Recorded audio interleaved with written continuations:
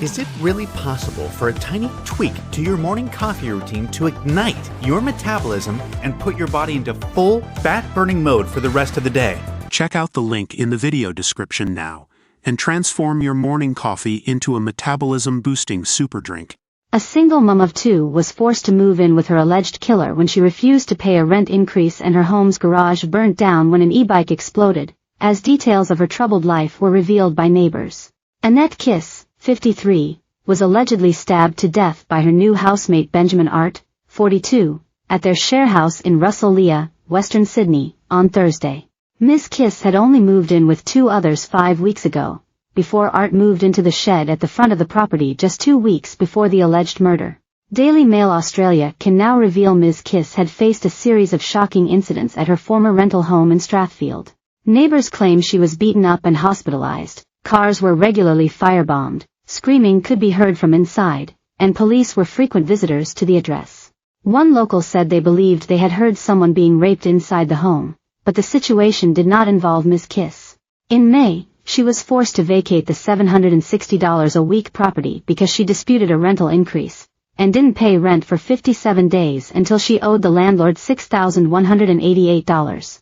The property was relisted for rent on Thursday for $850 a week, but with a $50 discount due to the scorched shed. One neighbor said the house was trashed by the time she exited the property, and Ms. Kiss had been a hoarder who left the driveway full of junk. There were always lots of dodgy-looking people living there, they said. You never knew who was coming or going. The police were always coming round and she refused to let them inside. They said Ms. Kiss was brutally beaten up about 6 weeks ago but initially refused to go to hospital, until she finally relented and was admitted for 4 days. When she finally left the property, the kitchen stove was missing, along with roof tiles. It took weeks for them to clean up the mess she made and left them with, they said. She wasn't a bad person, but we were relieved to see her go. Documents from the NSW Civil and Administrative Tribunal, obtained by Daily Mail Australia, show Ms. Kiss and her former landlord, Young Won Yoon, went to court over her unpaid rent. According to the documents, she had frequently failed to pay rent to water usage charges and racked up a huge debt. She did not attend the hearing and, in her absence, was ordered to pay her landlord $108.57 per day from the day after the lease was terminated on May 15. The NCAT documents did not mention the e-bike fire. Neighbors at her new home in Russell Lea said Ms. Kiss would stand out the front and burn items in a fire drum after 8 p.m. Our house would fill up with smoke, one neighbor said. I asked her to stop with the burning and offered her our bins, and she got a bit *****y in an I can do what I want type attitude. She was with some unsavory characters, so I backed off a bit and she continued to burn stuff. And I'm talking huge flames each night over the last 3 weeks.